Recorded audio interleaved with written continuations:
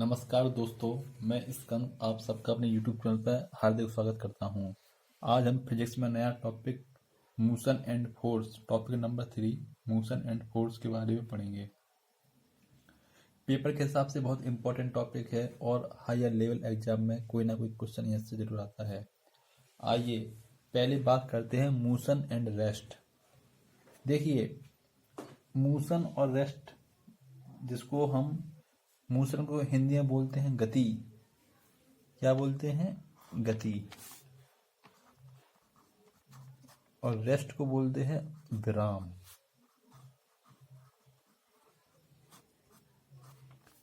गति और विराम। देखिए,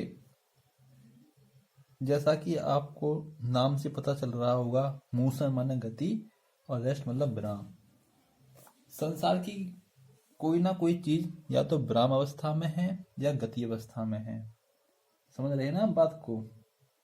मान लो कोई वस्तु है, या तो वो गति अवस्था में है या विराम अवस्था में है। और जब इनकी जो स्थितियां होती हैं ना, वो कैसे बदलती हैं? क्योंकि बदलते समय दो चीजें बहुत ही इंपॉर्टेंट होती हैं। एक होता है समय और एक होता है ऑब्जर्वर, माने समय और प्रेक्षक। ये जब समय के साथ साथ बदलते हैं तब वस्तु की विराम और गति दोनों अवस्थाओं में चेंज आता है। जैसे मैं आपसे बात कहूँ, मान लीजिए कोई पेड़ है, ठीक है, और ये जमीन में लगा हुआ है, तो ये विराम अवस्था में है। अगर इसका टाइम और ऑब्जर्वर देखें, कितने समय से लगा है, कितने सालों से लगा है, वो समय निश्चित है और हम इसको देख रहे हैं। ऑब्जर्वर मतलब प्रेक्षक। तो हम कह सकते हैं तो ये आपकी विराम अवस्था में है, रेस्ट पोजीशन में। मान के चलिए कोई टेबल है, ठीक है, उसके ऊपर एक बुक रख देते हैं हम। तो ये बुक, टेबल और बुक देख रहे हैं कितने समय से रखी हुई है और हम लोग देख रहे हैं।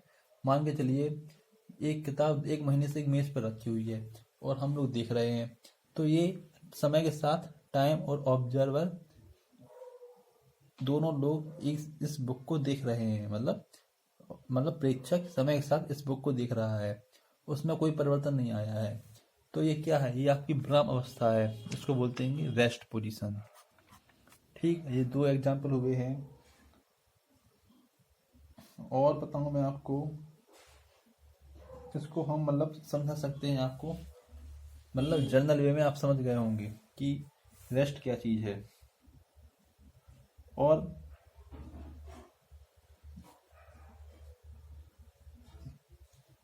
और अगर हम जैसे मोशन की बात करें, जैसे एक बात बताइए, हम लोग मान लो गाड़ी से जा रहे हैं या चल रहे हैं, तो हमारे पैर और धरती के बीच कांटेक्ट है, हम लोग चल रहे हैं 5 किलोमीटर।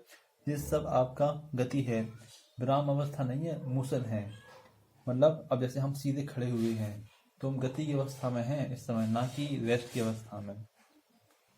तो ये था हमारा मोशन और रेस्ट। एक जर्नल वे में मैंने आपको समझाया है, उम्मीद करता हूँ कि आपको समझ में आ गया होगा।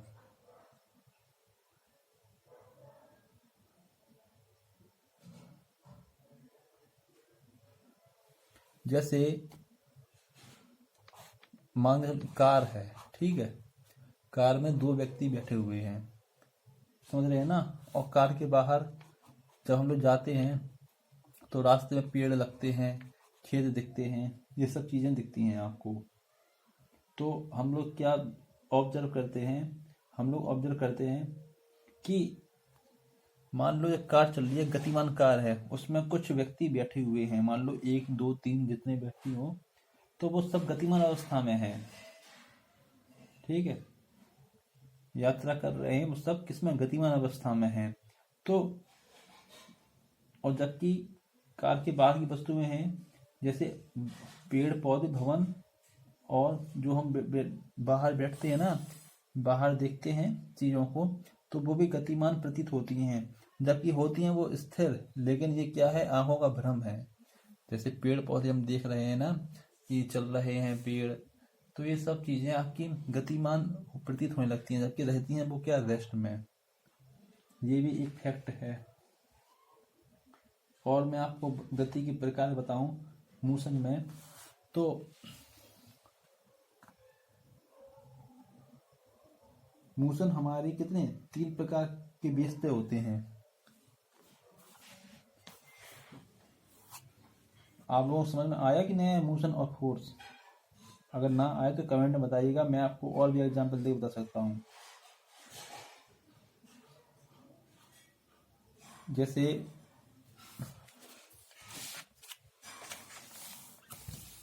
इधर देखते हैं, जैसे हेडिंग है टाइप्स ऑफ मोशन, गति के प्रकार। गति 3 प्रकार से होती है। एक होती है डायमेंशन बेस पे, on the basis of dimensions. Dimension बोलते हैं विमीय आधार पर, ठीक है। दूसरे है on the basis of path, on the basis of path, पथ के आधार पर। तीसरी है आपकी on the basis of repetition, on the basis of repetitions. Repetition को बोलते हैं क्या, रिपीट, मतलब दोहर, मतलब बार बार होना। ये बहुत इंपॉर्टेंट चीज़ है, क्योंकि on the basis of repetition में के अंतर्गत जो भी चीज़ है ना, उसको हम अलग से चैप्टर में भी पढ़ेंगे, इसलिए यहाँ पे इम्पोर्टेंट बन जाता है on the basis of repetitions. अब जैसे on the basis of dimension है, इसमें होती है आपकी 3 टाइप। पहला है आपका क्या, 1 डायमेंशन।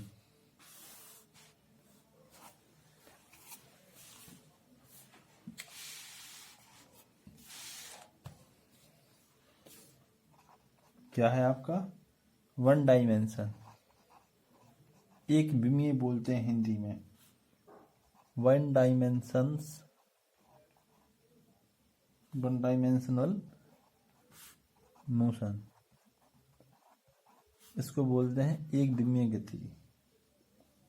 और दूसरा होता है 2 डायमेंशनल, 2 डायमेंशनल मोशन। तीसरा है आपका 3 डायमेंशनल मोशन, 3 डायमेंशनल मोशन।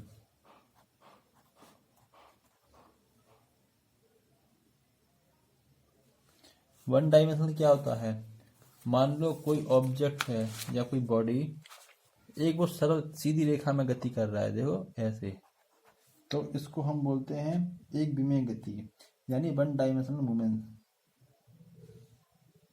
इसकी मतलब जो डायमेंशन होती है ना, लंबाई चौड़ाई ऊंचाई, इसी में ही परिवर्तन होता है 1 डायमेंशनल मोशन में। जैसे एग्जाम्पल से समझें, सीधी सड़क पर चलता हुआ, सीधी सड़क पर 1 डायमेंशनल मूवमेंट में देखें, सीधी सड़क पर चलता हुआ कोई, मतलब गाड़ी समझ लीजिए, गतिमान वाहन, सीधी सड़क पर चलता हुआ कोई वाहन, ठीक है, या ऊपर से कोई वस्तु गिराई गई, तो भी आपका 1 डायमेंशनल मोशन के अंतर्गत आएगी। और मान लो कोई नली है, जैसे ये, उसमें कोई गेंद डाली गई, ये भी मतलब बिल्कुल लीनियर, मतलब एक समान रूप में, एक सरल रेखा में जो भी मोशन होता है 1 डायमेंशनल मोशन कहते हैं। और जैसे 2 डायमेंशनल मोशन की बात करें, तो इसमें 2 डायमेंशनल मोशन में 2 अक्ष होते हैं, एक एक्स और एक वाई, 2 एक्सेस होती हैं, एक्स और वाई। जैसे मान लो लंबाई चौड़ाई हो, चौड़ाई ऊंचाई हो, अथवा ऊंचाई लंबाई हो। जैसे तोप के, जैसे आप लोगों ने तोप देखी होगी, तोप में क्या होता है, तोप है, तोप में देखो गोला घलता है, ठीक है, तो ये आपकी तोप की जो गोला गिरता है ना, तो 2 एक्सेस बन जाते हैं इससे, तो ये आपकी 2 डायमेंशन के अंदर आएगी। जैसे नदी में नाव की गति, बेस्ट एग्जाम्पल है नदी में नाव की गति। नदी में नाव की गति, ये भी आपका 2 डायमेंशनल के अंतर्गत आएगा। और किक, फुटबॉल है ये, किक मार दी इसमें और मारने पे हवा में घूमता हुआ फुटबॉल की गति, तो ये आपकी 2 डायमेंशनल के अंतर्गत आएगी। 3 डायमेंशनल की बात करें,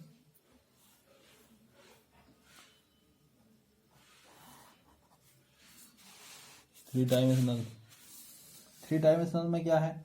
3 डायमेंशनल में 2 डायमेंशनल में एक्स वाई थे, 3 डायमेंशनल में एक अक्षर बनता है ऐसा, एक्स वाई और जेड, 3 एक्सिस बनते हैं। तो ये समझना थोड़ा डिफिकल्ट है, लेकिन मैं आपको बताता हूँ। आप ये चीज रखिए, 3 एक्सिस मतलब जब कोई पिंड, मान लो कोई ऑब्जेक्ट इस प्रकार गति करे कि समय के साथ उसकी तीनों डायरेक्शन, मानो तीनों विमाओं में परिवर्तन हो जाए, तो ये आपका 3 डायमेंशनल होगा मोशन। जैसे आकाश में पतंग उड़ना, अब आकाश में पतंग उड़ रही है और टूट के कहीं भी चली जाए, समझ रहे ना, तीनों चीजों में परिवर्तन हो रहा है भाई साहब।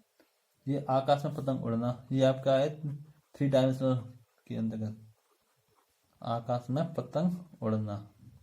उसके बाद गैसीय अणुओं की गति। अब गैसीय अणुओं की गति कहाँ कहाँ है? गैस कमरे में मान लो तुम पता कर सकते हो? नहीं पता कर सकते हो कितने अणु हैं, क्या है। ये गैस के अणुओं की गति, गैस के अणुओं की गति।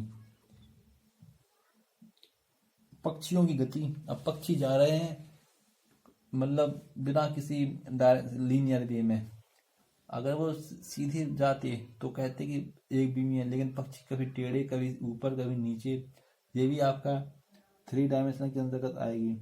तो आज हमने क्या जाना? हमने आज मोशन और फोर्स के बारे में जाना, और टाइप्स ऑफ मोशन में on the basis of dimension के आधार पे जो 1 डायमेंशनल, 2 डायमेंशनल, 3 डायमेंशनल है, इनके एग्जाम्पल समझे और उनके बारे में जाना। दोस्तों बहुत ही इंपॉर्टेंट टॉपिक है ये, इसको बड़ा सिंसियरली पढ़ते हैं हम लोग। लाइक, सब्सक्राइब और कमेंट करना ना भूलें, क्योंकि आप लोग सब्सक्राइब नहीं बढ़वा रहे हैं और ना ही कमेंट कर रहे हैं। हम लोग ऐसे कैसे पता करेंगे क्या चीज़ समझ में आई, क्या चीज़ समझ में नहीं आई। तो दोस्तों आज के लिए बस इतना ही, अब मिलते हैं हम लोग नेक्स्ट वीडियो में। Good night friend.